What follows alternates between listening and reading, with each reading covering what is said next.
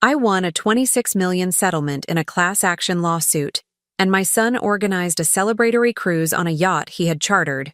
When I went down to the lower deck to rest, the captain suddenly appeared, completely in a panic, and what he told me terrified me. Don't forget to subscribe to the channel and comment where you're watching from.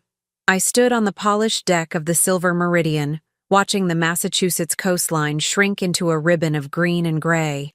The June sun blazed overhead, almost blinding against the white fiberglass hull. At 64 years old, I'd seen my share of beautiful days, but this one felt different. This one felt like the beginning of something I couldn't yet name.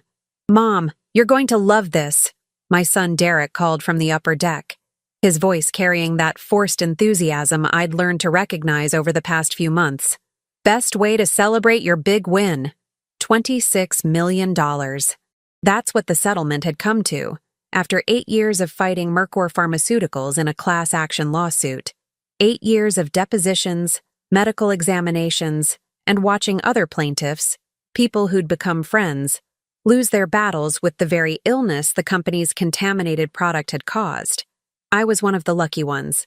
I'd survived, and now I had money I'd never dreamed of possessing.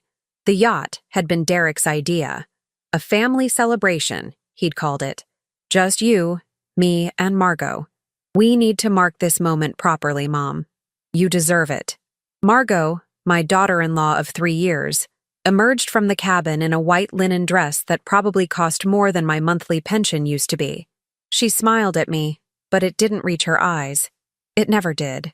"Joanna, you should have some champagne," she said, holding out a flute. "We're celebrating after all." I accepted the glass but didn't drink.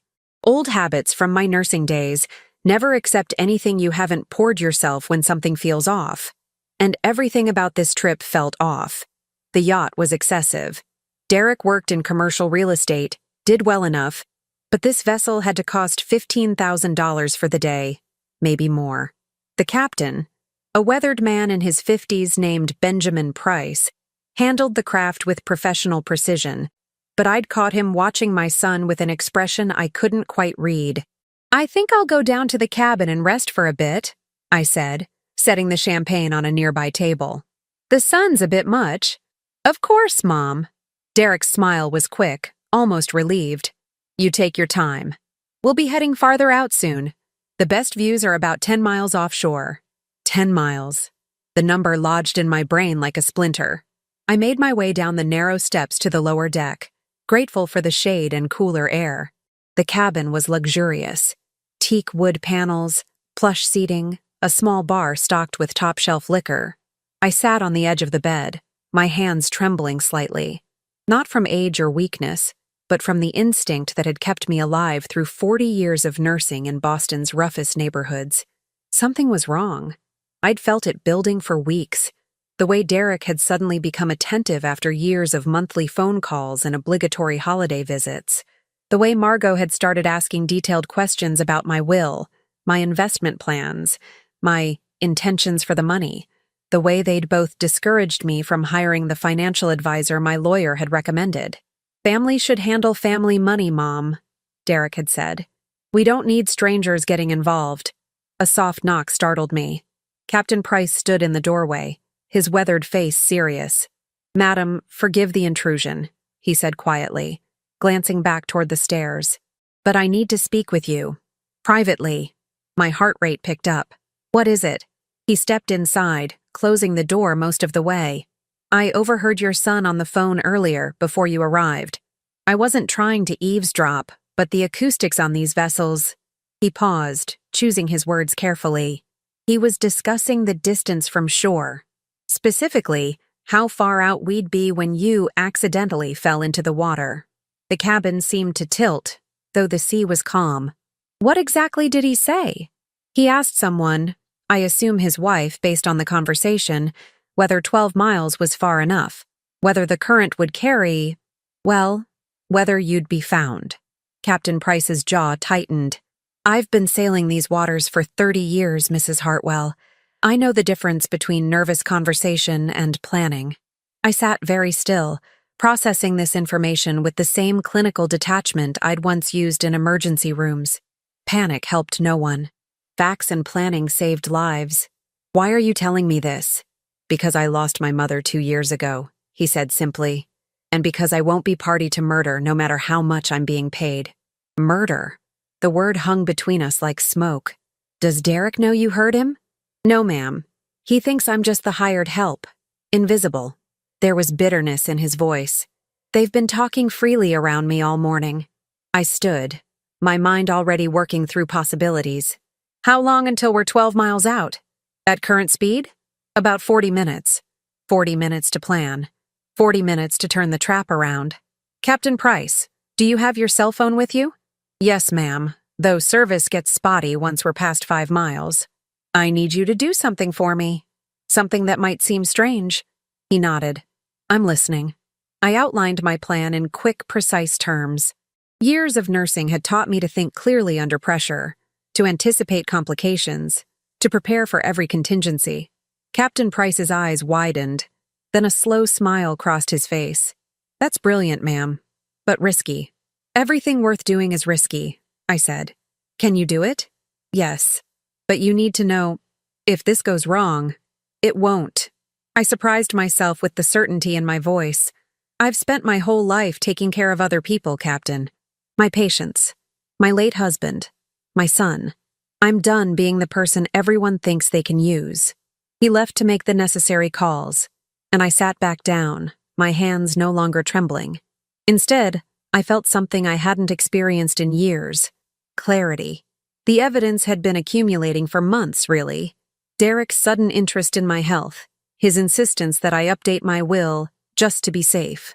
Margot's questions about whether I'd named any charities or organizations as beneficiaries. It's so important to keep wealth in the family, Joanna, she'd said over lunch 3 weeks ago. Strangers can't appreciate what you've built, what I'd built. As if surviving poisoning and fighting a corporation was building wealth rather than claiming what was owed. I heard footsteps above, Derek's and Margot's voices carrying through the thin walls. They were laughing about something, the sound bright and carefree. Planning my death must have put them in good spirits. Captain Price appeared again, giving me a subtle nod. The calls were made. The Coast Guard had been contacted, not with accusations, but with a concerned report about a passenger with a heart condition who might need assistance. They'd intercept us at 3 miles offshore. Standard protocol for medical precautions. Your son just asked me to prepare the swimming platform, Captain Price said quietly. He says you mentioned wanting to take a dip. Did I? I smiled. How thoughtful of him to remember. What do you want me to do? Exactly what he asked. Prepare the platform. Make everything look normal. I stood, checking my reflection in the small mirror.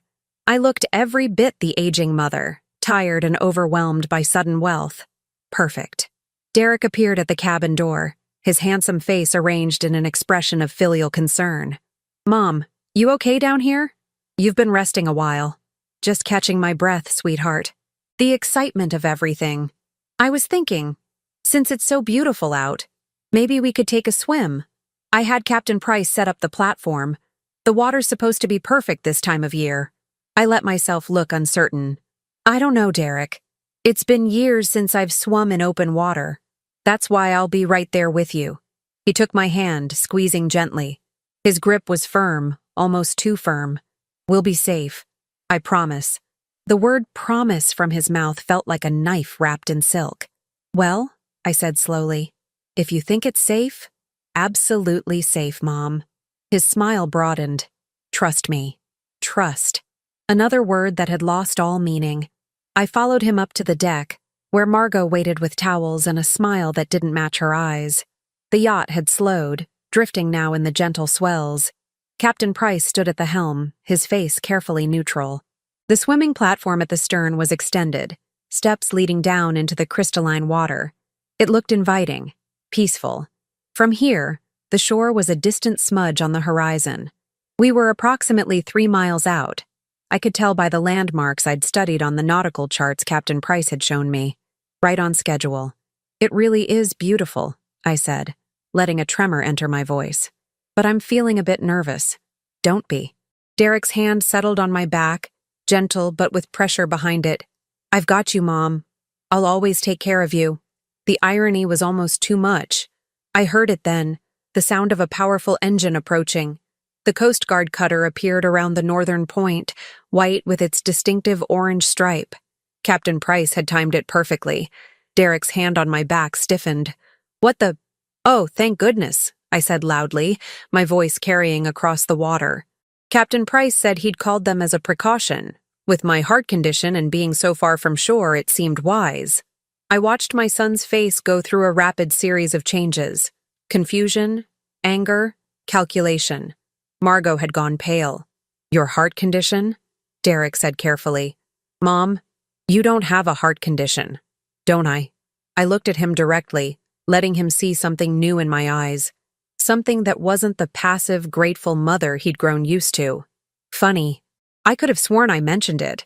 All this stress with the lawsuit, the settlement, the sudden attention from family I barely heard from in years. The Coast Guard cutter pulled alongside, and 2 officers appeared at the rail. "Everyone okay here?" the senior officer called. "We're fine," Captain Price called back. "Just wanted to make sure, given Mrs. Hartwell's recent health concerns." "Much appreciated, Captain. We'll escort you back, just to be safe."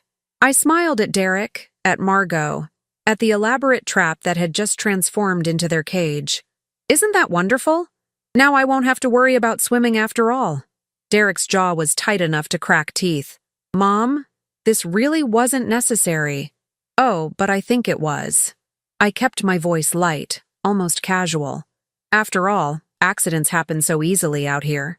People fall overboard all the time, don't they? Especially older people who might be unsteady on their feet.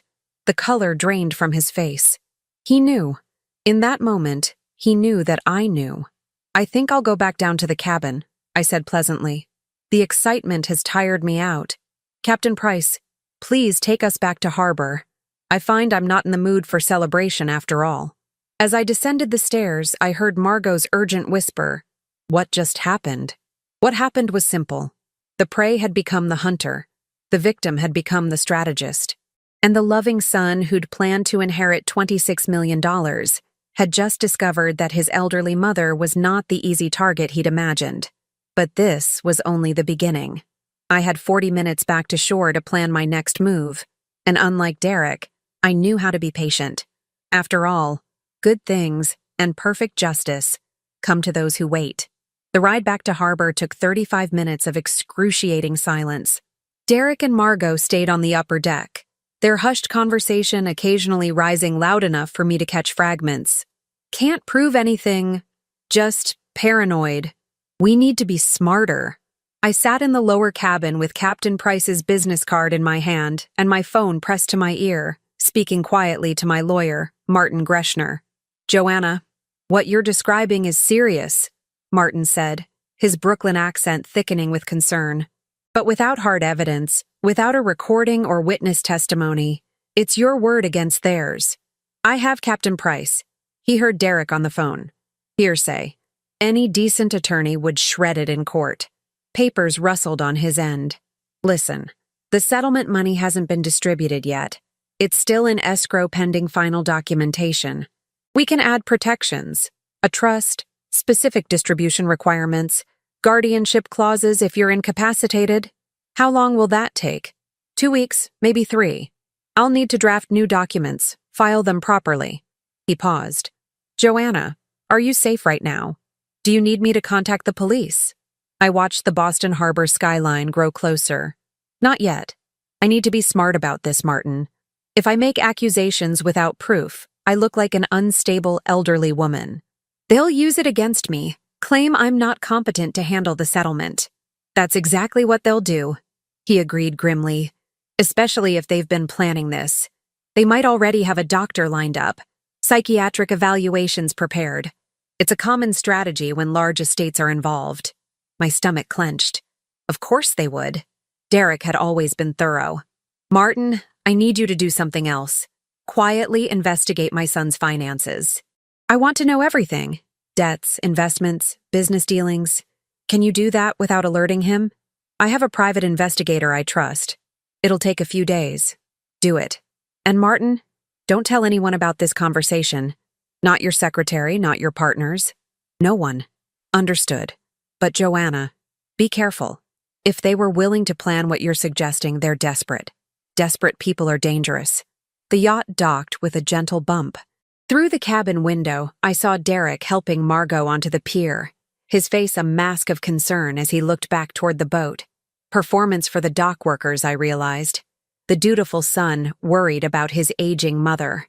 I climbed the stairs slowly, letting them see me as fragile. Captain Price offered his hand, and I took it gratefully. "Thank you," I whispered, "for everything. Stay safe, Mrs. Hartwell."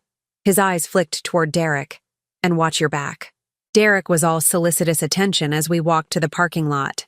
"Mom, I'm so sorry the trip got cut short. Maybe your doctor should check that heart condition." "I don't have a heart condition, Derek." I stopped, looking at him directly. I said that to explain why the Coast Guard was called. I was feeling anxious, that's all. His expression flickered. Anxious about what? Being so far from shore, the water, everything. I softened my voice deliberately. "Sweetheart, I know you meant well with the yacht, but it was too much, too overwhelming. I think I just need some quiet time to process everything that's happened." Margot linked her arm through Derek's. "Of course, Joanna. This has all been so stressful for you. Maybe you should stay with us for a few days. We could take care of you." "No." The word came out sharper than intended. I gentled my tone. "Thank you, but I need to be in my own space, my own home." My home, a modest 3-bedroom house in Brookline that I'd shared with my late husband Robert until his death 5 years ago. It was nothing special, but it was mine, and right now it felt like the only safe place in the world. Derek's jaw tightened. "Mom, I really think you shouldn't be alone." "I'll be fine. I've been alone for 5 years, Derek. I know how to manage." The drive back to Brookline was tense. Derek insisted on driving me, with Margot following in their car. A new Mercedes I now suspected was purchased on credit, anticipating my settlement money. I watched familiar streets roll past, my mind cataloging every detail of their behavior, every slip in their performance. When we reached my house, Derek walked me to the door. "Mom, about what happened on the boat." "Nothing happened on the boat, sweetheart. We went for a nice ride. The Coast Guard checked on us. We came home. That's all." He studied my face, trying to read whether I suspected anything. I gave him nothing but a tired smile. "Call me if you need anything," he said finally. "Anything at all." "Of course, dear." I waited until both cars had driven away before I let myself inside and locked the door. Then I locked it again with the deadbolt. Then I checked every window. The house felt different now, vulnerable in ways it hadn't before. I'd raised Derek here. He knew every entrance, every hiding place where I kept spare keys. That knowledge, once comforting, now felt like a threat. My phone rang.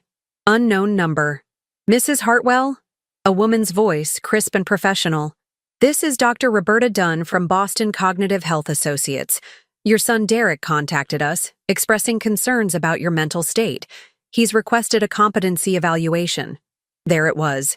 Faster than I'd expected. "My mental state is fine, Dr. Dunn." "I'm sure it is, but given your age and the recent stress of litigation, plus the substantial settlement you've received, it's not uncommon for family members to worry. The evaluation is quite routine." "I'm not interested. Thank you for calling." "Mrs. Hartwell, I should inform you that your son is prepared to petition the court for guardianship if you refuse voluntary evaluation. It would be much simpler if—" I hung up. My hands were shaking again, but this time with anger. The trap was tightening. Derek was moving faster than I'd anticipated, which meant he was more desperate than I'd realized. The phone call from the doctor wasn't a suggestion. It was a warning shot. I called Martin immediately. "They're trying to have me declared incompetent. A Dr. Roberta Dunn just called about a competency evaluation." "Morrison? She's expensive. Derek must be paying serious money for her services." Computer keys clicked. "She's also known for finding exactly what her clients want her to find. Joanna, this is escalating quickly. Can they force an evaluation?" "They can petition the court. You'd have to contest it, which means lawyers, appearances, testimony. It gets messy, and it all becomes public record, which makes me look unstable just by defending myself." "Exactly." More typing. I'm going to file an emergency motion to freeze any attempts at guardianship proceedings. It'll buy us time, but Joanna, you need to be very careful. Don't give them any ammunition. No erratic behavior. No confrontations. Everything by the book. After hanging up, I sat in my kitchen. The same kitchen where I'd made Derek's birthday cakes, packed his school lunches, celebrated his acceptance to college. The same kitchen where Robert and I had planned our retirement, never knowing he'd have a heart attack at 62 and leave me alone. Alone had seemed manageable then. Now it felt dangerous. A knock at the back door made me jump. Through the window, I saw my neighbor, Pat Wojcik, holding a casserole dish. Roberta was 72, sharp as a tack, and had lived next door for 20 years. I opened the door. Roberta, what a nice surprise. I saw Derek leave. Thought you might want company. She set the casserole on the counter, her famous kielbasa and pierogi dish. And before you say you're fine, I saw your face when you got out of his car. You looked like you'd seen a ghost. I should have deflected, maintained my privacy. Instead, something in Roberta's no-nonsense expression made me crumble slightly. Can I trust you with something? Something serious? Joanna, we've been neighbors for 2 decades. You think I don't know how to keep my mouth shut? I told her everything. The yacht, Captain Price's warning, the phone call from Dr. Dunn. Roberta listened without interrupting, her face growing increasingly grim. That little snake, she said when I finished. And here I thought he was just neglectful. Turns out he's much worse. I don't have proof, Roberta. Not really. Just suspicions and one witness who heard half a phone conversation. Then we get proof. She pulled out her phone. My grandson Tommy works in IT security. He's the one who helped me set up my video doorbell. He can do the same for you. Cameras, recording devices, all legal as long as it's your own property. That would help, but no buts. Tommy owes me favors, and he's discreet. She was already texting. Meanwhile, you need to document everything. Every phone call, every visit, every interaction with Derek and that wife of his. Dates, times, witnesses when possible. Martin said the same thing. Martin's smart. Listen to him. Roberta's phone buzzed. Tommy can come tomorrow morning. He'll set you up properly. The relief I felt was overwhelming. I wasn't alone after all. Roberta, I don't know how to thank you. You thank me by staying safe and outsmarting that ungrateful child of yours. She squeezed my hand. You survived corporate poisoning and 8 years of legal warfare, Joanna. You can survive this too. After she left, I sat down and started a notebook, a detailed log of everything that had happened. The yacht trip, the phone call from Dr. Dunn, Derek's behavior over the past months. Patterns emerged as I wrote, the sudden visits, the financial questions, the way he'd discouraged me from making independent decisions. How long had he been planning this? Months? Years? My phone buzzed with a text from Derek. Mom, just checking in. Please call Dr. Dunn back. It would make me feel better knowing you're getting proper care. Proper care. As if I were already incompetent, already someone who needed managing. I didn't respond. Instead, I pulled out my laptop and started researching. Guardianship laws in Massachusetts, financial exploitation of elders, legal protections for settlement recipients. I read until my eyes burned, until I understood every weapon they might use against me and every defense I could mount. Around midnight, another text arrived, this time from Margot. Joanna, Derek is very worried about you. We both are. Please let us help. Family takes care of family. The words made my skin crawl. Family. They were hiding behind that word while planning to take everything from me. I screened every window, checked every lock one more time, and went to bed with my phone on the nightstand and Martin's number on speed dial. Tomorrow, Tommy would install the cameras. Tomorrow, Martin's investigator would start digging into Derek's finances. Tomorrow, I would begin building my defense. But tonight, lying in the darkness of my bedroom, I had to face a terrible truth.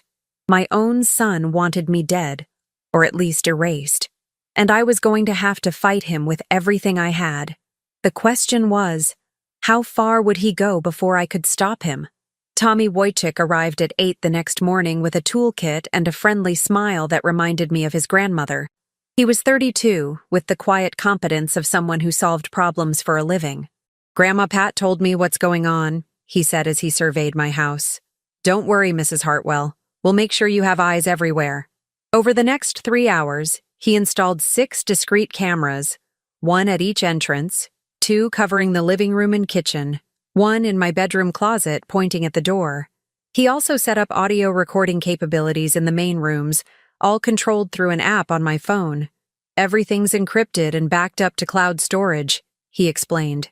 "Even if someone destroys the physical cameras, the footage is safe. And it's all legal. Massachusetts is a 2-party consent state for private conversations, but you can record anything happening in your own home." What if Derek notices the cameras? He won't. They're smaller than a quarter, hidden in smoke detectors and picture frames. Even if he's looking for them, they're nearly impossible to spot.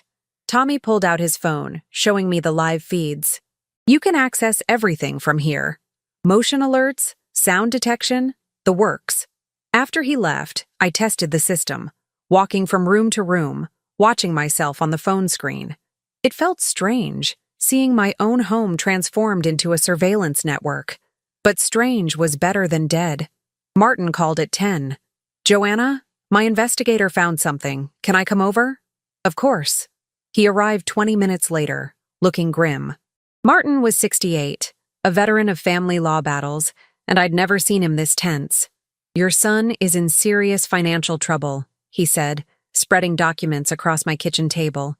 "He owes $240,000 in business debts. His real estate company is underwater, 3 properties in foreclosure, lawsuits from investors. The Mercedes is leased, their house has a second mortgage. They're 60 days from bankruptcy." My stomach dropped. 240,000? And that's just what we've found so far. There might be more. Martin pointed to a bank statement. "Look at the dates. He started accumulating this debt around the same time the settlement was announced as likely. He's been spending against your money for over a year. He was that confident I'd give it to him? Or that you wouldn't be around to refuse?" Martin's expression was grave. "Joanna, this changes everything. This isn't just greed. It's desperation. People don't make rational decisions when they're this far underwater. What about Margot? She's got her own issues. Credit card debt, gambling problems. There's a pattern of losses at Encore Casino going back 18 months. Together, they're in a hole they can't climb out of without your money." I sat back, processing this. Derek's sudden attentiveness, the yacht, the competency evaluation, it all made horrible sense.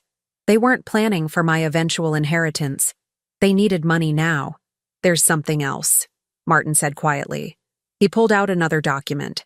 Derek contacted an estate planning attorney 2 weeks ago, asked about expedited probate proceedings in cases of accidental death, specifically mentioned drowning accidents and how quickly assets could be accessed. The room seemed to tilt. 2 weeks ago, before the yacht trip. This wasn't opportunistic. This was premeditated. "He planned it all," I whispered. "Yes. And now that the yacht plan failed, he's switching strategies. The competency evaluation, the guardianship petition. If he can get control of your finances legally, he doesn't need you dead. Just declared incompetent." My phone buzzed. A motion alert from the front door camera. I opened the app and saw Derek standing on my porch, finger hovering over the doorbell. "He's here," I said. Martin stood. "Do you want me to stay?" "No, but keep the line open." I handed him my phone. Tommy set up audio recording. "Whatever happens, you'll hear it." Martin moved to the kitchen, out of sight but listening. I took a breath, composed myself, and opened the door. "Derek, this is unexpected." "Mom, we need to talk." His face was drawn, stressed. "Good. Can I come in?" "Of course." He followed me to the living room, his eyes scanning the space. Looking for what? Changes? Evidence that I suspected him? "Mom, about yesterday. I think we got off on the wrong foot." He sat on the couch, leaning forward earnestly. The yacht was supposed to be a celebration, but I can see now it was too much, too fast. "I'm sorry. Apology accepted. But I'm still worried about you. This settlement, this money, it's overwhelming. You're not used to dealing with this kind of wealth, and there are people out there who will try to take advantage of you." "Like who?" Financial advisors, investment managers, even lawyers. He said the last word with slight emphasis. They'll charge enormous fees, put you in risky investments. You need family looking out for you, Mom. People who actually care about your well-being. I see. That's why I think you should let me help manage the settlement, not control it, he added quickly. Just help. Make sure you're protected. Protected from what exactly? His jaw tightened. From making mistakes. Mom, you're 64 years old. You've never handled significant money. One wrong decision could cost you everything. There it was, the subtle implication that I was too old, too incompetent, too naive to manage my own affairs. Derek, I appreciate your concern, but I'm perfectly capable of handling my finances. Are you? He pulled out his phone, scrolling to something. Because I've been hearing things. Your neighbor says you've been acting paranoid, checking your locks multiple times. You hung up on Dr. Dunn. You refused to stay with us where we could keep an eye on you. Keep an eye on me? Like I'm a child? Like you're someone under enormous stress who might not be thinking clearly. His voice hardened. Mom, I don't want to do this, but if you won't accept help voluntarily, I'll have to take legal action, for your own protection. Legal action? You mean a guardianship petition? If necessary, yes. He stood, pacing. The court will appoint an independent evaluator. They'll assess your mental state, your decision-making capacity. And honestly, Mom, refusing medical evaluation, acting paranoid, isolating yourself, it's not going to look good. I remained seated, keeping my voice calm. And if I'm declared incompetent, you'd become my guardian, control all my assets. Someone has to. Better family than a stranger appointed by the court. Better for whom? His eyes flashed. What's that supposed to mean? I think you know. The air between us crackled with tension. Derek's mask was slipping, the concerned son giving way to something harder, more desperate. I know about your debts, I said quietly. The business losses, the foreclosures. $240,000, Derek. That's quite a hole to dig yourself into. His face went white. Who told you? Does it matter? The point is, I know. I know you need money urgently. I know you've been planning how to access my settlement for over a year. And I know what you discussed on that yacht with Margot. I don't know what you think you heard. 12 miles offshore. Far enough that the current would carry me away. That's what you said to her, wasn't it? I stood now, meeting his eyes. You planned to kill me, Derek. Your own mother. That's insane. But his voice wavered. You're paranoid, delusional. This just proves you need help. Captain Price heard you. He's willing to testify. Derek's expression shifted through several emotions. Fear, rage, calculation. One person's word against mine. Hearsay. No court would accept it. You're right. Which is why I've been gathering other evidence. Financial records showing your debts. Documentation of your contact with estate attorneys. A timeline of your sudden attention after the settlement was announced. I moved toward him, and he actually stepped back. You made a mistake, Derek. You underestimated me. You can't prove anything. Can't I? Or are you just hoping I can't? I smiled, and it wasn't kind. Here's what's going to happen. You're going to withdraw the competency evaluation request. You're going to stop contacting doctors and lawyers about me. And you're going to stay away from me and my money. Or what? Or I go to the police with everything I have. Attempted murder, financial exploitation, conspiracy. Even if they can't make all the charges stick, the investigation alone will destroy you. Your business, your reputation, any chance of climbing out of that debt hole. And I'll make sure Margot's gambling problems come to light too. How do you think her family will react to that? Derek's hands clenched into fists. For a moment, I thought he might actually become violent. But then he seemed to deflate, the fight draining out of him. You're making a mistake, he said, his voice cold. You're going to regret this. Is that a threat? It's a fact. You're burning bridges, Mom. Family is all you have, and you're throwing it away over paranoid delusions. If that's true, then I'll live with the consequences. But I'll live, Derek. That's the important part.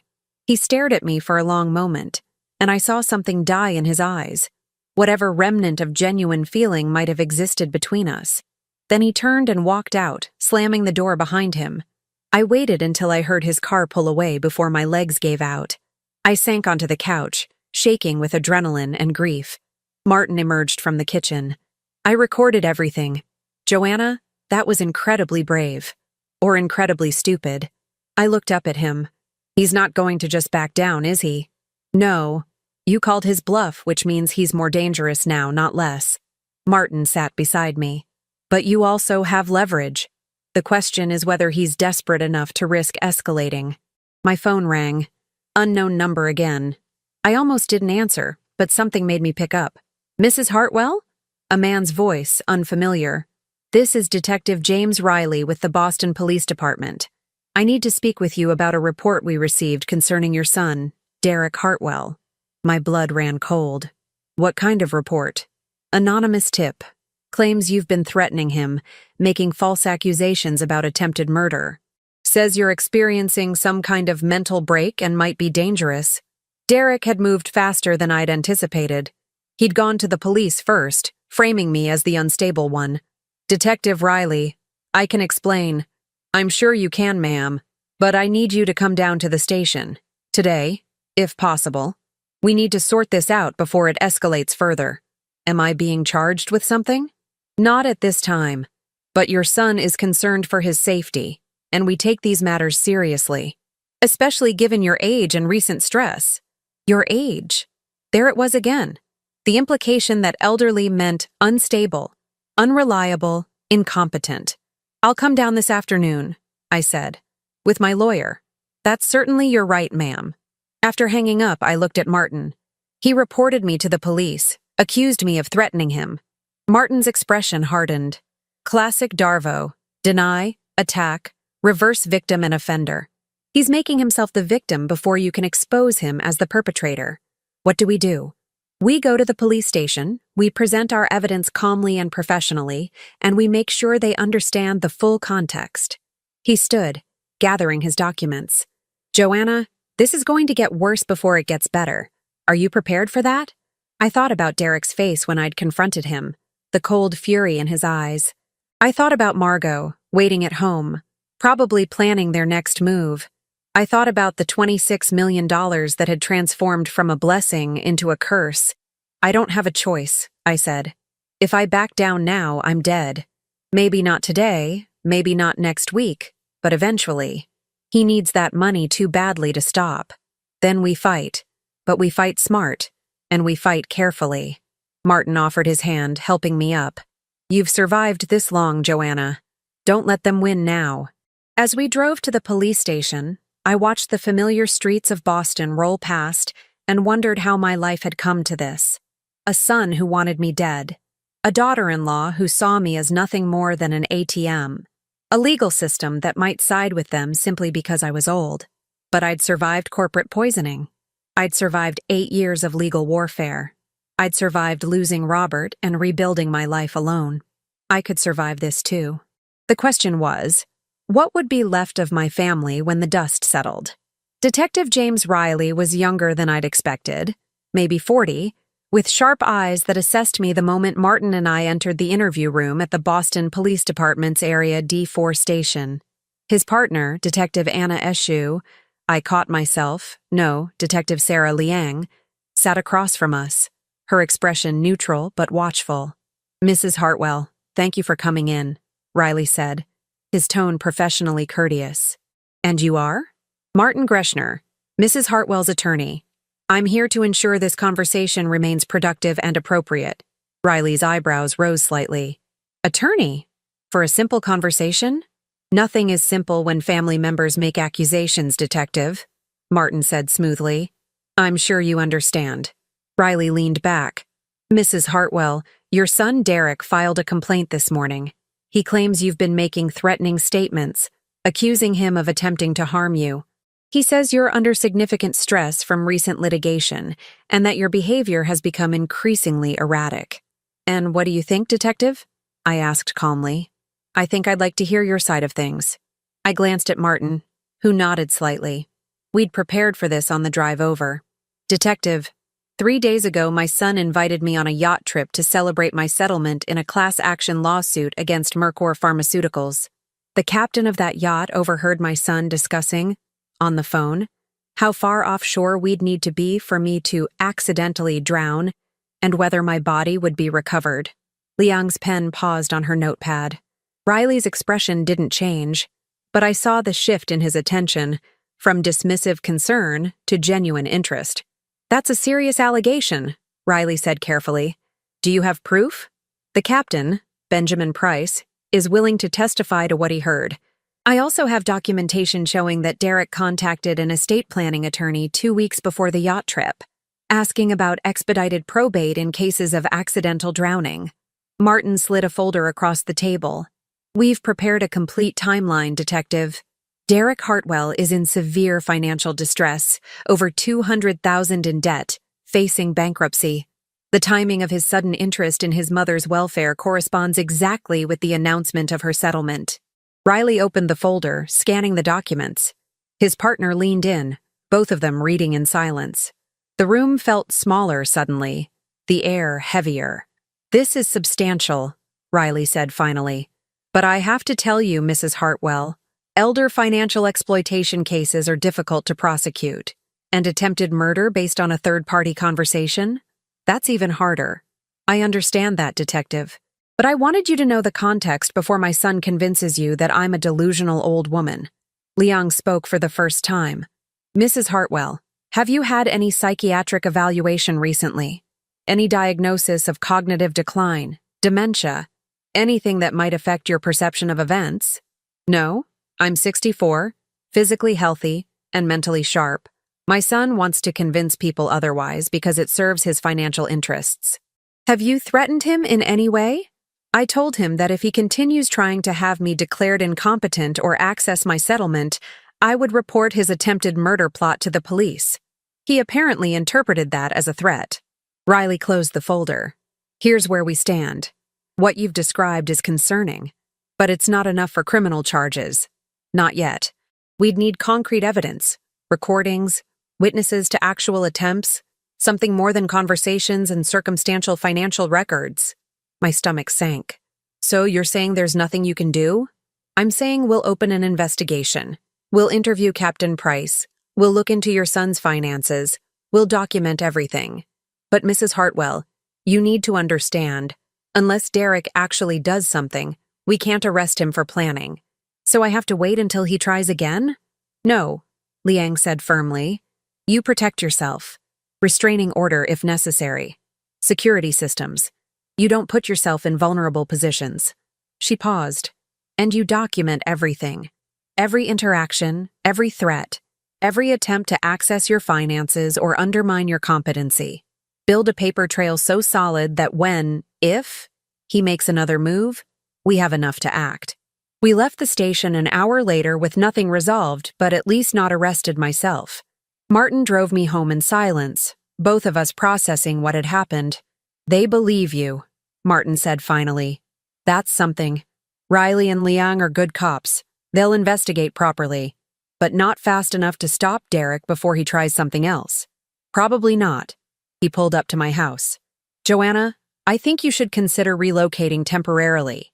A hotel maybe, or running won't solve this. It'll just delay it." I gathered my purse. "And it makes me look guilty, unstable. No, I stay in my home. I build my evidence. And I wait." "You're sure?"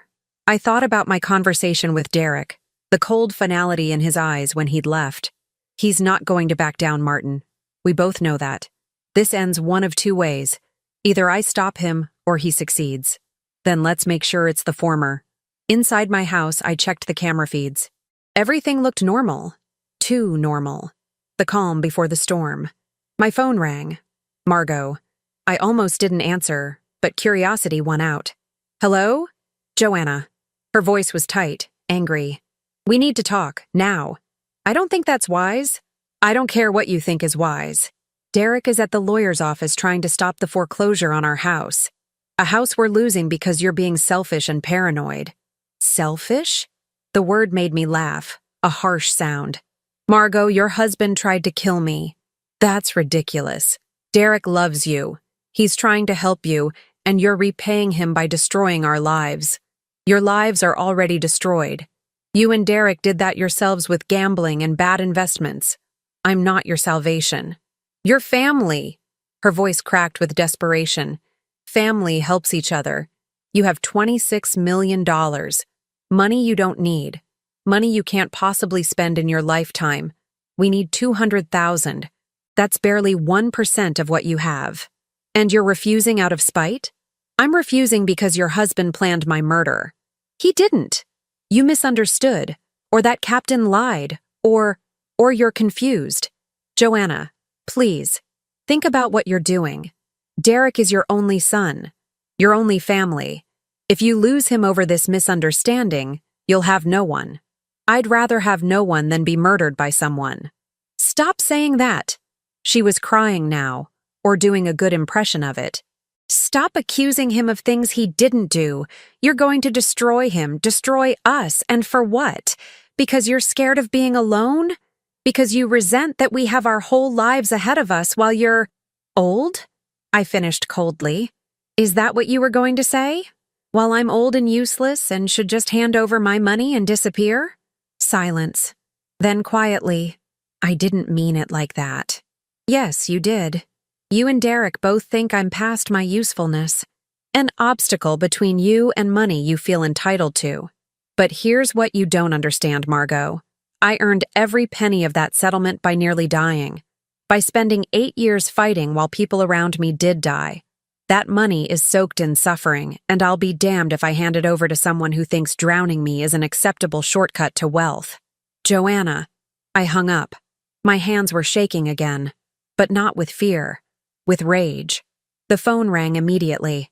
Margot again. I declined the call. She called 4 more times before finally stopping. Then came the text messages. You're making a terrible mistake. Derek is devastated. How can you do this to your own son? We're losing everything because of your paranoia. You'll regret this when you're alone and dying and there's no one who cares. I blocked her number and Derek's. Then I sat in my kitchen, staring at nothing, feeling the weight of isolation pressing down on me. Roberta knocked on the back door 20 minutes later. I let her in gratefully. I saw Derek in Margot's car earlier, she said without preamble. Figured you might need company. How did you know it was bad? Because you look like you've been through a war. She set a bottle of wine on the counter. Talk to me. I told her about the police station, about Margot's call, about the feeling that I was fighting a battle I couldn't win. Roberta listened, pouring us each a glass of wine, her face growing increasingly grim. They're not going to stop, she said finally.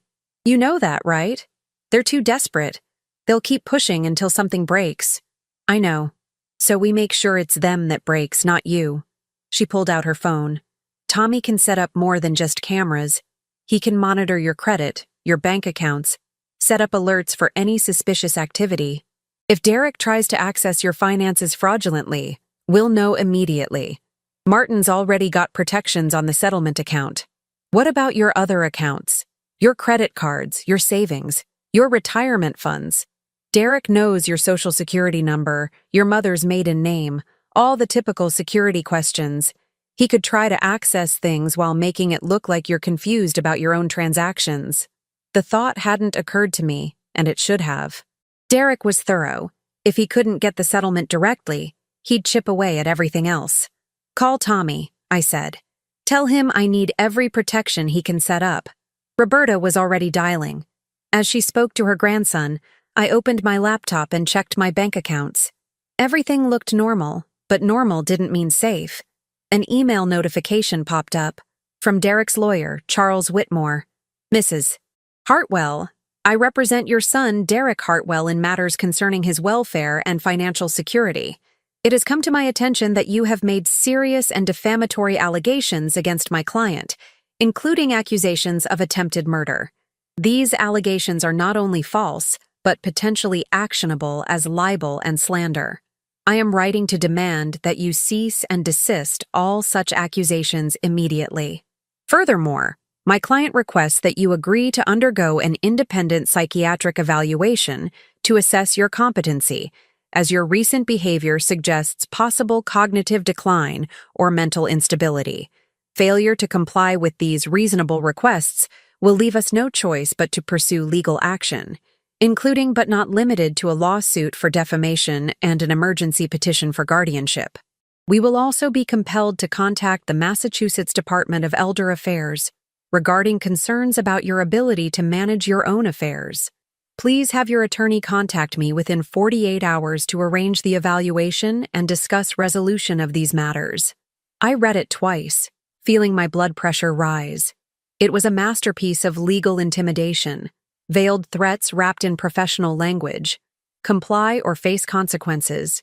Submit or be destroyed. I forwarded it to Martin with a simple message. They're escalating. His response came within minutes. Don't respond. I'll handle Whitmore. In the meantime, consider the restraining order. This is getting dangerous. But before I could reply, another notification appeared, this time from my bank. A large withdrawal attempt on my savings account.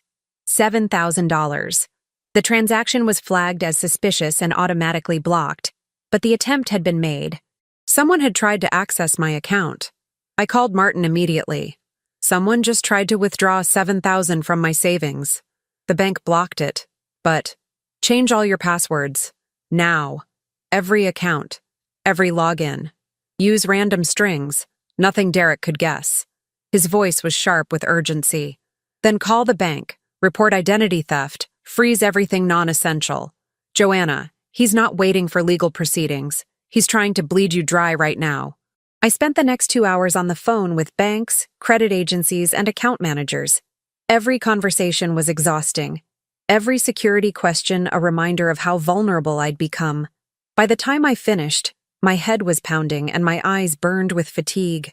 Roberta had stayed through it all, making tea, answering my door when Tommy arrived with additional security equipment. By 9 p.m., my house was a fortress. Cameras, motion sensors, alerts on every account, and Tommy's promise to monitor everything remotely. You're safe here, Tommy said as he packed up his equipment. Or as safe as we can make you. If Derek or Margot try anything, physically or digitally, we'll know. After they left, I sat alone in my living room, surrounded by technology designed to protect me from my own son. The house was quiet except for the hum of electronics and the occasional car passing outside. My phone buzzed, a text from an unknown number. You can't hide forever. We need that money. One way or another, we're getting it. Stop being stubborn. Another number, another message. Last chance, Mom. Make this right, or you'll regret it. I stared at the threats, these digital knives being thrown from the shadows. Derek was using burner phones now, untraceable numbers. The facade of the concerned son was gone completely. I forwarded the messages to Detective Riley and Martin, adding to the growing pile of evidence. Each piece was another brick in the wall of proof I was building. But walls took time to construct, and Derek was running out of patience. The question wasn't whether he would strike again. It was when, and whether I'd be ready when he did. The call came at 2 a.m, 3 days after the threatening texts. I jolted awake to my phone buzzing insistently on the nightstand, heart hammering before I was fully conscious. Unknown number. I almost declined, but something made me answer. Mom? Derek's voice, but different, slurred, desperate. Mom, I need help. I sat up, instantly alert. Derek? There's been an accident. Margot, she's hurt. We're at the house, but I can't. Mom, please. I know things have been bad, but she needs an ambulance and I can't think straight. Please. Every instinct screamed trap. But what if it wasn't? What if Margot was actually hurt? Call 911, Derek. I did, but they're saying 20 minutes. Mom, she's bleeding. I need help now. You're a nurse. You know what to do. Please. I'm begging you. I closed my eyes, thinking fast. Put me on speaker. Let me hear her. A rustling sound. Then Margot's voice, weak and frightened. Joanna? I fell down the stairs. My head. There's so much blood. Please help me. It sounded real. Too real. But Derek was an actor when he needed to be, and Margot was desperate enough to play any role. I'm calling an ambulance from here, I said. Give me your exact address. They're already coming. Mom, please. Just, we need you here. Family helps family, remember? Whatever's happened between us, you wouldn't let Margot die, would you? The manipulation was transparent, but underneath it was a kernel of truth. Despite everything, could I live with myself if I refused and someone actually died? I'll call Roberta, I said. She can come with me. No, no one else, just you. Please, Mom, I'm scared and I need my mother. There it was, the request for me to come alone. The trap revealing itself. Derek, if Margot is really hurt, you won't care if I bring someone. Fine, fine. Bring whoever you want. Just hurry. He hung up. I sat in the darkness, phone in hand, weighing options. This was almost certainly a setup, but almost wasn't definitely, and that uncertainty was designed to manipulate me into compliance. I called 911 first, reporting a possible injury at Derek's address. Then Martin. Joanna, it's 2 a.m. Derek just called. Says Margot fell, is bleeding, wants me to come to their house alone. Martin was instantly awake. Don't go. It's obviously a trap. Probably. But I called an ambulance to verify. If she's really hurt and I do nothing, then she gets emergency care from professionals. You're not a practicing nurse anymore, and even if you were, you don't go into dangerous situations without backup. Papers rustled. I'm calling Detective Riley. Don't move until you hear from me. 20 minutes later, my phone rang. Detective Riley. Mrs. Hartwell, we sent a unit to your son's address. There's no injured person. Margot answered the door, confused about why police were there. No blood? No fall? No emergency? My stomach went cold. So, it was a lie. Appears so. The officers are questioning them now about the false emergency call. Might be enough for a charge, though they'll probably claim miscommunication. He paused. Mrs. Hartwell, you need to consider that restraining order. Your son is escalating. After hanging up, I sat in bed, too wired to sleep. Derek had tried to lure me to his house at 2 a.m. with a fake emergency. What had he planned? Another accident? A forced commitment to a psychiatric facility? Something worse? At 6 a.m., exhausted but too anxious to rest, I made coffee and checked my security feeds. Everything was quiet. Too quiet. Then my doorbell rang. The camera showed a woman I didn't recognize. Mid-50s, professional attire, carrying a briefcase. I pressed the intercom. Can I help you? Mrs. Hartwell? I'm Dr. Sandra Yates, court-appointed psychiatric evaluator. Your son filed an emergency guardianship petition last night, citing immediate concerns for your safety. I'm here to conduct the mandatory evaluation. My blood turned to ice. I didn't receive any court notice. Emergency petitions can be filed ex parte under certain circumstances. The judge granted a temporary order pending evaluation. If you refuse to cooperate, the court may issue a bench warrant. I need to call my lawyer. That's your right, but the evaluation must happen today. If you're not available, I'll have to report non-compliance to the judge. I stepped back from the door, mind racing. This was it. Derek's endgame. He'd tried to lure me out, and when that failed, he'd gone to court with an emergency petition. If I refused the evaluation, I looked uncooperative, mentally unstable. If I submitted, Dr. Yates would be looking for any excuse to declare me incompetent. I called Martin. There's a court-appointed psychiatrist at my door. Emergency guardianship petition. Don't let her in. I'm checking the court records right now. Keys clicked frantically. Joanna, there's no emergency petition filed in Suffolk County. Nothing in Middlesex either. This is fake. What? Whoever she is, she's not court-appointed. Call the police. Now. I pressed the intercom again. Dr. Yates, I need to see your credentials. Court order, identification, everything. Please hold them up to the camera. The woman's professional demeanor cracked slightly. Mrs. Hartwell, this is highly irregular. So is showing up at someone's door at 6 a.m.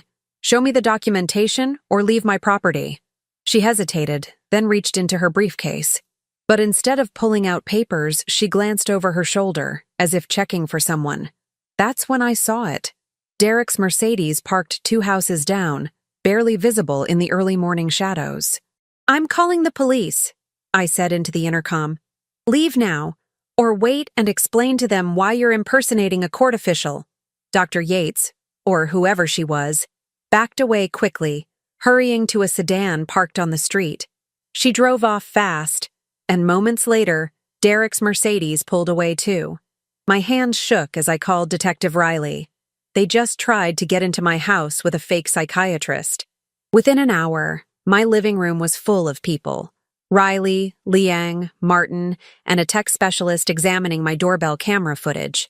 Roberta sat beside me, her presence grounding me as I recounted everything.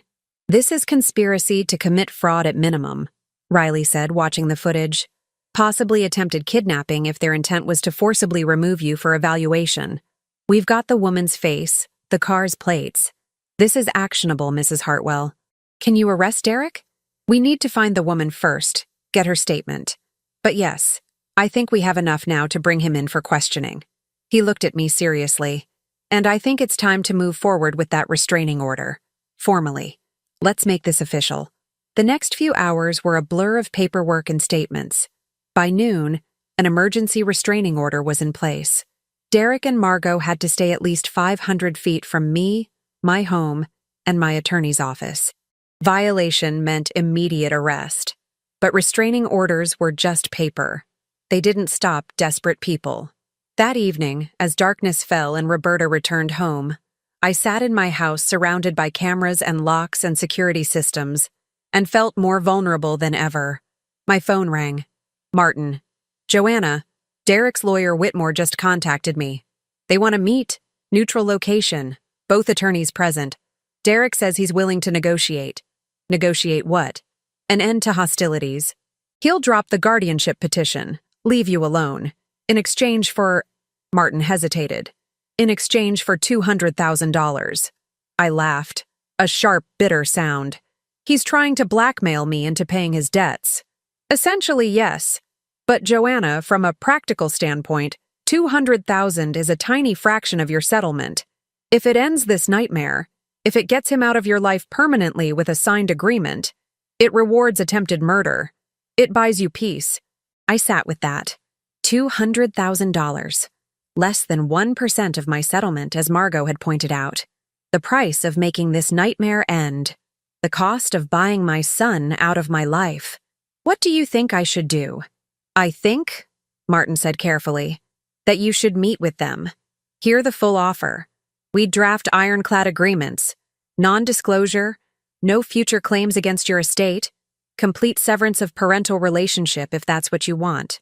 And Joanna, we'd have the meeting recorded, transcribed, legally documented. Anything he says is evidence. You think he'll incriminate himself? I think he's desperate enough to say things he shouldn't. And I think having this conversation with witnesses and recordings might be the final piece we need." "Where?" Whitmore suggested his office, day after tomorrow. 2 p.m., neutral ground, security present, everything above board. I thought about Derek's face on the yacht, his cold calculation. I thought about the fake doctor at my door, the attempted theft from my account, the threatening texts. I thought about my son, who I'd raised and loved, who'd become someone I didn't recognize. "Set it up," I said. "But Martin, I want Detective Riley to know about this meeting. I want police nearby just in case. Already planned on it. 2 days. 2 days to prepare for a confrontation that would either end this nightmare or escalate it beyond repair. I spent those days reviewing everything. All the evidence, all the recordings, all the patterns of manipulation and attempted theft.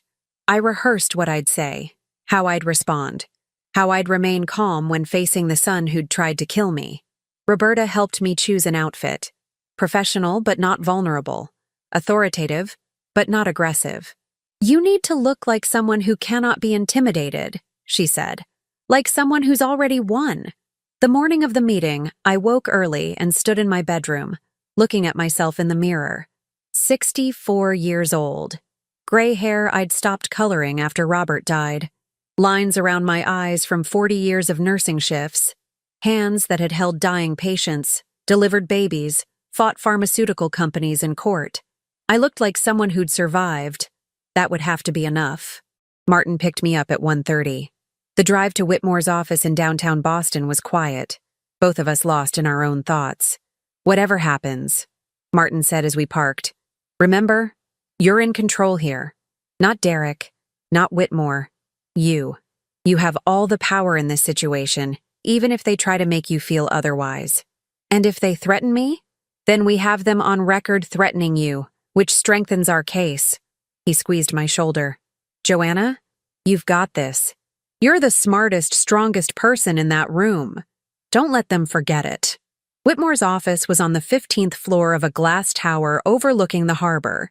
Expensive, prestigious, designed to intimidate. The receptionist directed us to a conference room with floor-to-ceiling windows and a table that could seat 20. Derek and Margot were already there, sitting on one side with Whitmore, a silver-haired man in his 60s who radiated expensive competence. They all stood when we entered. Derek looked terrible, thinner, with dark circles under his eyes, his expensive suit hanging loose on his frame. Margot wore too much makeup, probably covering stress-related breakouts. They looked like people circling the drain. Good. Joanna, Whitmore began, his voice smooth and practiced. Thank you for agreeing to this meeting. I think we can resolve this unfortunate situation in a way that benefits everyone. Unfortunate situation, I repeated. Is that what we're calling attempted murder now? Derek flinched. Whitmore's expression didn't change. My client categorically denies any such intention. However, he acknowledges that there have been misunderstandings and unfortunate communications that may have given you distress. He's prepared to offer a sincere apology and a path forward. I'm listening. Whitmore slid a document across the table. My client proposes a one-time payment of $200,000 to assist with immediate financial hardships. In exchange, you would sign an agreement acknowledging no harm was intended, retracting any accusations of criminal intent, and agreeing to no future legal action between parties. Additionally, both parties would agree to maintain distance and limited contact going forward. I picked up the document, scanning it. The legalese was dense, but the intent was clear. Derek would get his money.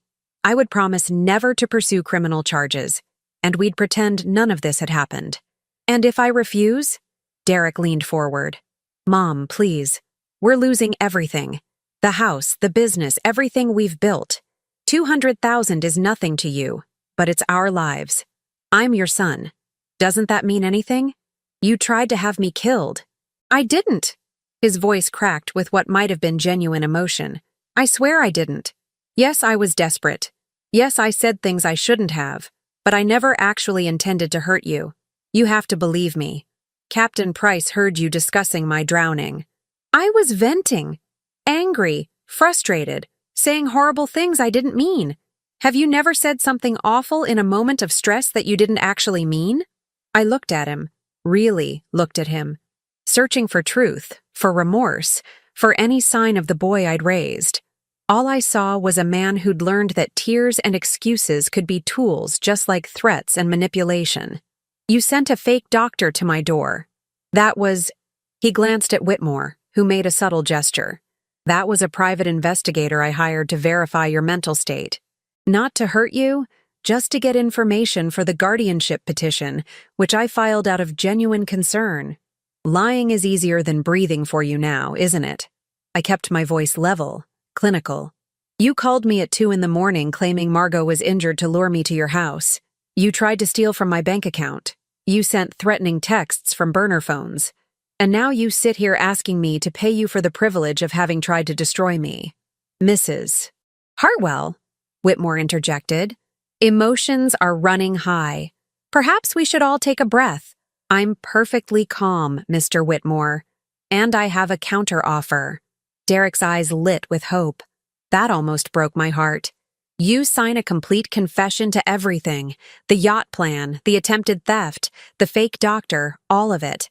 The confession goes to Detective Riley. Then you plead guilty to attempted fraud and conspiracy, accept whatever sentence the court deems appropriate. In exchange, I don't pursue attempted murder charges, which would carry much harsher penalties. The room went silent. Derek's face drained of color. You can't be serious, Margot breathed. Completely serious. You wanted a negotiation. That's my offer. Mom, I'd go to prison. I'd lose everything. You've already lost everything. This way, at least you pay for your crimes instead of profiting from them. Derek stood abruptly, the chair scraping. You vindictive, selfish. After everything I've done for you, after all the years I've been your son, you'd send me to prison? Over what? Mistakes? Desperate words? Over attempted murder. I never tried to kill you. He was shouting now, control finally snapping. Yes, I thought about it. Yes, I wished you'd have an accident so we could have the money. But I never actually did anything. Thinking isn't a crime. But conspiracy is, and fraud is, and attempted theft is. I stood, meeting his eyes. Derek, you stopped being my son the moment you decided my life was worth less than your debts. This meeting is over. Wait! Margot grabbed my arm as I turned to leave. Her fingers dug in desperately. Please, Joanna, we'll do anything. We'll disappear. We'll never contact you again. Just give us something. 50,000, 20,000, anything to keep us from losing the house. I gently removed her hand. You should have thought of that before you tried to have me killed. We didn't. We weren't. She was crying now, mascara running. Please, I'm begging you. Don't destroy us over a misunderstanding. It wasn't a misunderstanding. It was attempted murder. I looked at Derek one last time. And you're right about one thing. Families should help each other. But you're not my family anymore. You gave up that right the moment you chose money over my life. Martin and I walked out of the conference room, leaving behind the sound of Margot's sobbing and Derek's rage. In the elevator, I finally allowed myself to shake. That was incredible, Martin said quietly. Joanna, you were magnificent. I feel sick. That's because you're human, but you did the right thing. The elevator doors opened on the ground floor.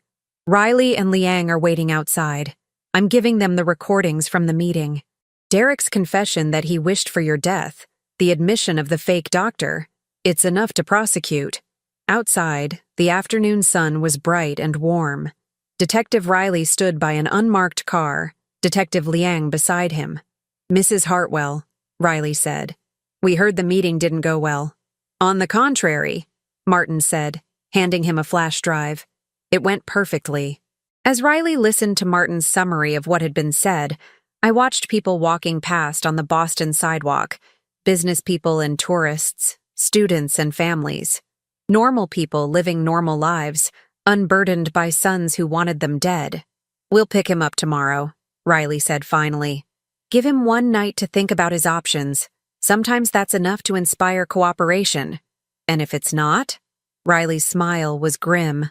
Then we arrest him and let the district attorney decide what charges fit. But Mrs. Hartwell, you've given us enough to put him away. Whatever happens now, you're safe. Safe. The word felt foreign, almost impossible to believe. But as Martin drove me home, past the familiar streets of Brookline, toward the house that was mine and mine alone, I felt something shift inside me. The fear that had gripped me for weeks began to loosen its hold. Derek could rage and threaten and manipulate, but he'd lost. He'd shown his true face in front of witnesses, confessed to his intentions, revealed himself as the person I'd feared he'd become, and I had survived. Not just survived, triumphed. The question now was what came next. Derek was arrested the following morning at 6 a.m. I know because Detective Riley called to inform me personally. They'd charged him with conspiracy to commit fraud, attempted identity theft, and solicitation to file false reports. The attempted murder charges were still under investigation, pending further evidence, but what they had was enough to hold him. Margot wasn't charged, yet, but Riley mentioned that her cooperation in the investigation might determine whether she faced prosecution as an accomplice or walked away with just the destruction of her marriage and finances. I should have felt triumphant. Instead, I felt hollow. Roberta found me that afternoon sitting in my kitchen, staring at a cup of coffee that had gone cold hours ago. You're allowed to grieve, she said, sitting across from me. He's still your son, even if he's also a criminal. I keep thinking about when he was little, 7 years old maybe. He fell off his bike and skinned both knees. He was so brave about it, didn't cry until we got home. Then he sobbed in my arms while I cleaned the wounds. I traced the rim of the mug. Where did that boy go, Roberta? I don't know. Maybe he's still in there somewhere. Maybe he got buried under debt and desperation and bad choices. She squeezed my hand. But Joanna, that boy, the one you're mourning, he would be horrified by what the man became. You didn't fail him. He failed himself. I keep wondering if I'd given him the money. Then he'd have spent it and come back for more. You know that. People like Derek and Margot, they don't have a bottom. There's no amount that would have been enough. She was right, but the knowledge didn't ease the ache in my chest. The next 2 weeks passed in a blur of legal proceedings. Martin helped me restructure my entire estate. The settlement money went into an irrevocable trust with professional management, distributions controlled by specific criteria I'd outlined. No single person could access it, not even me, without multiple approvals. It was fortress-level security, and it meant I'd never have to worry about someone trying to steal my future again. I also changed my will. Roberta's grandson Tommy was shocked to learn he'd been named as a partial beneficiary, along with several nursing charities and the other plaintiffs from the Mercor lawsuit who hadn't survived to see settlement. Derek's name was removed completely. In its place, a single line. I make no provision for my son, Derek Hartwell, this omission being intentional and not occasioned by accident or mistake. Legal language for, I haven't forgotten you, I've chosen to exclude you. Martin delivered the news to Derek's public defender. Whitmore had dropped him once the arrest became public. The response came back 3 days later. Derek wanted to see me. One conversation, supervised, at the county jail. You don't have to go, Martin said. You owe him nothing. I know, but I think I need to hear what he has to say. For closure, if nothing else. The Suffolk County Jail was a gray concrete building that smelled of disinfectant and desperation. I'd been in hospitals that felt more welcoming. A guard led me through security to a visitor's room with a plexiglass divider and phones on either side. Derek appeared in an orange jumpsuit, looking even thinner than at Whitmore's office. His eyes were sunken, haunted. He picked up the phone, and I picked up mine. Mom. Derek. We stared at each other through the plexiglass. I wondered what he saw, the mother he'd tried to manipulate, or the woman who'd outmaneuvered him at every turn. I'm sorry, he said finally. I know you don't believe me, but I am. Not just because I got caught, because of what I became, what I tried to do to you. Which part? The murder plot? The theft? The fake doctor? He flinched. All of it. Mom, I was drowning. The debt? The business? Margot's gambling? I couldn't see any way out. And then you won the settlement, and it seemed like the answer to everything. But you wouldn't help. And I got angry. I convinced myself you were being selfish, that you owed me something. And then the anger turned into, he swallowed hard, into something darker, into planning my death. I never actually intended to go through with it. His voice cracked. I swear, Mom, I thought about it, planned it, even discussed it. But when we were on that yacht, when you were standing there at the swimming platform, I couldn't do it. I was going to back out. Tell you I'd changed my mind about swimming. Captain Price heard you discussing how far offshore we'd need to be. I know, but that was before. Before I saw you in person. Before it became real. Mom, I'm not making excuses. What I thought about, what I planned, it's unforgivable. But I couldn't actually kill you. I couldn't go through with it. I sat with that, examining his face for truth. He seemed sincere, but Derek had always been good at seeming sincere. Even if that's true, I said slowly, you still tried everything else. The fake evaluation, the theft, the manipulation. You didn't stop, Derek. You just changed tactics. I know. He set the phone down for a moment, covering his face with his hands. When he picked it back up, his eyes were wet. I'm going to prison, aren't I? Probably. Martin says the DA is offering a plea deal. 5 years, possible parole in 3 if you cooperate fully and show genuine rehabilitation. 5 years? He laughed, hollow. I'll be 43 when I get out. Everything gone, career, marriage, home, everything. You did that to yourself. I know that, Mom. And I know you can't forgive me. I'm not asking you to. I wanted you to know that I remember who I used to be. That little boy who fell off his bike. He's still in here somewhere, buried under all the bad choices and desperation, and maybe 5 years will be enough time to find him again. Tears blurred my vision. I hope so, Derek. I really do. Will you be there? When I get out? The question hung between us. Impossible to answer. Could I forgive attempted murder? Could I welcome back a son who'd seen me as nothing more than an obstacle to money? I don't know, I said honestly. Ask me in 5 years.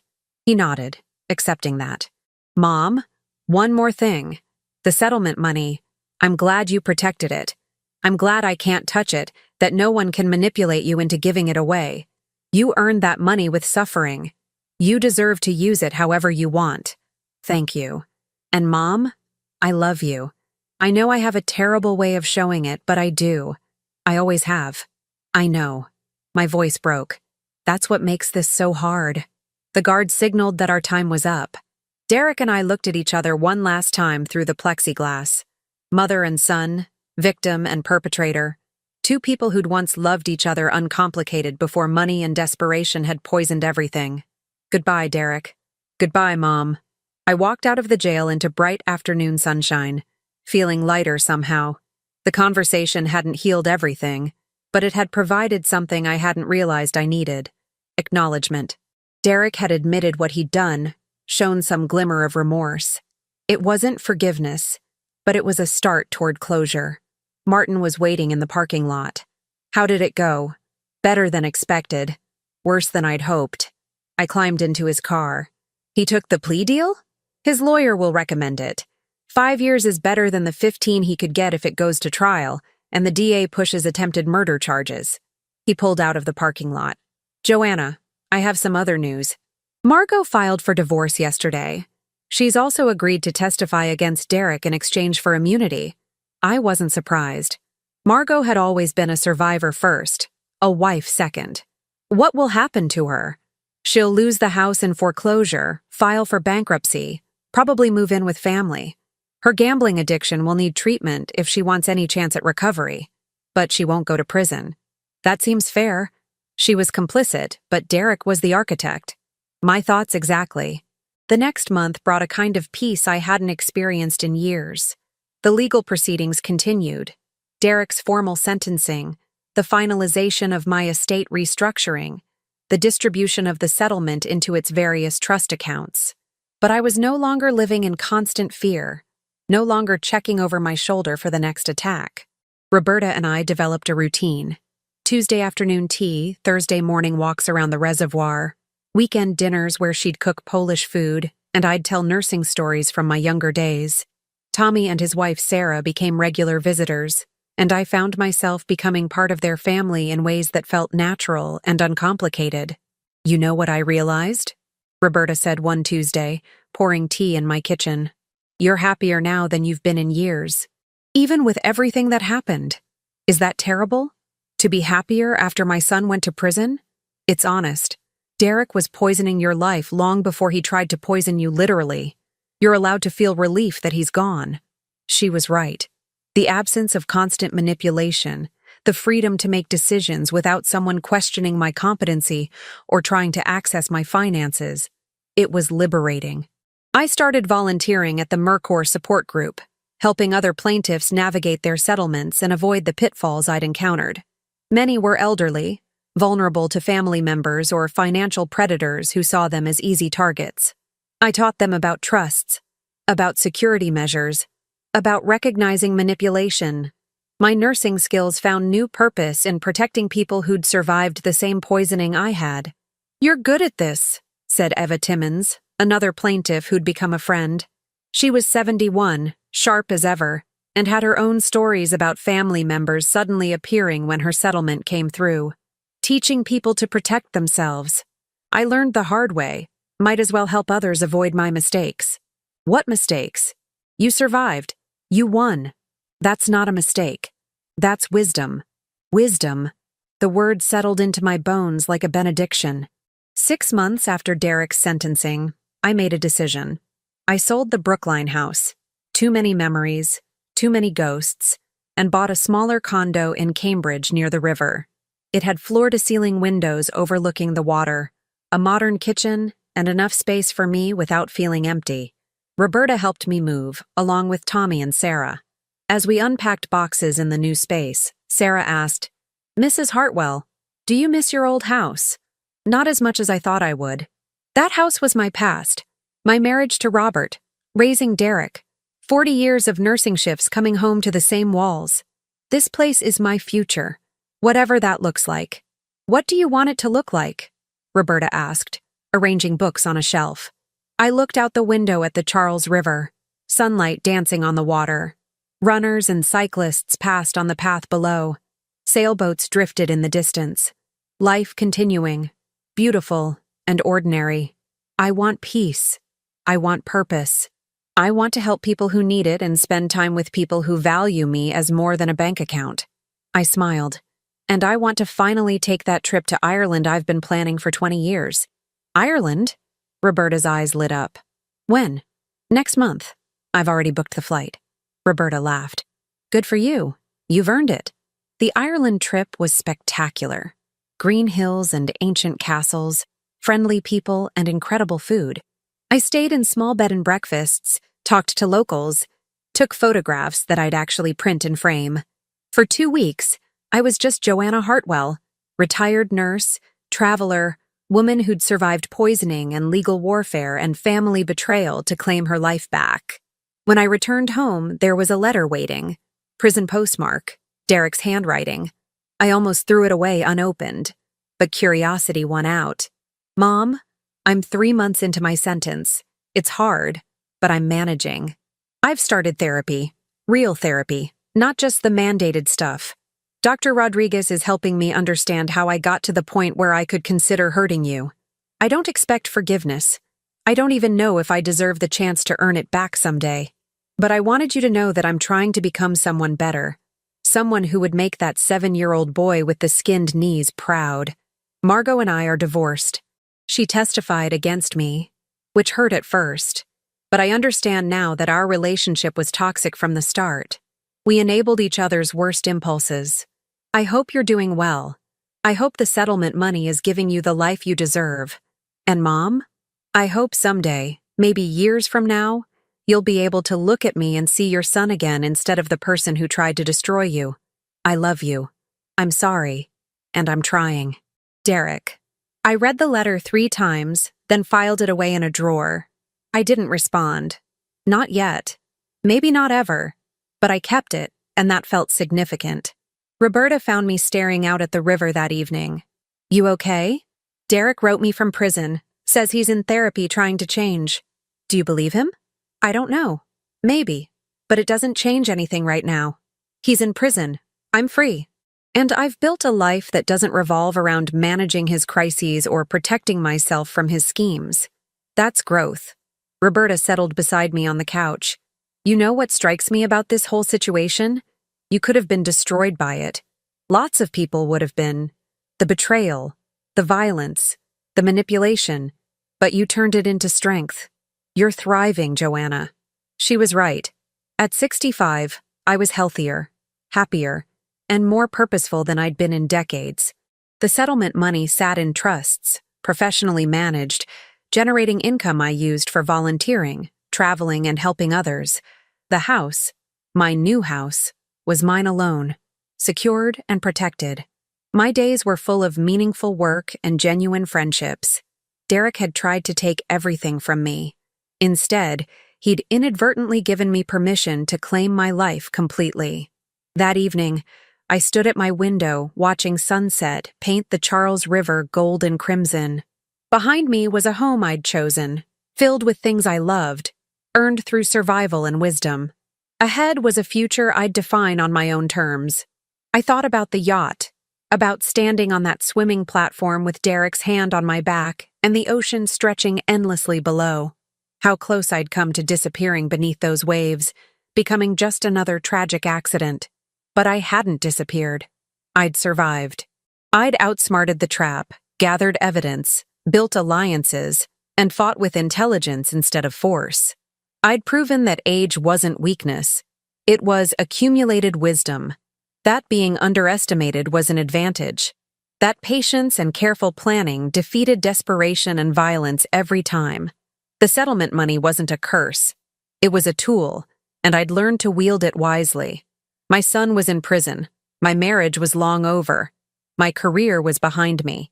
By many measures, I should have felt diminished, isolated, reduced. Instead, I felt expansive. I picked up my phone and texted Roberta. "Dinner this week? My treat. I'm thinking of planning another trip. Maybe Scotland this time. Wanna come?" Her response came immediately. "Scotland sounds perfect. And yes to dinner. You're buying, rich lady." I laughed out loud, the sound echoing in my beautiful, safe, chosen home. The depths below had tried to claim me. But I'd learned to swim long ago, and the surface, bright with possibility, warm with genuine love, solid with hard-won security, was exactly where I belonged. At 65, I was finally, completely, undeniably free, and that freedom tasted like victory. Now tell me, what would you have done if you were in my place? Let me know in the comments. Thank you for watching, and don't forget to check out the video on your screen right now. I'm sure it will surprise you.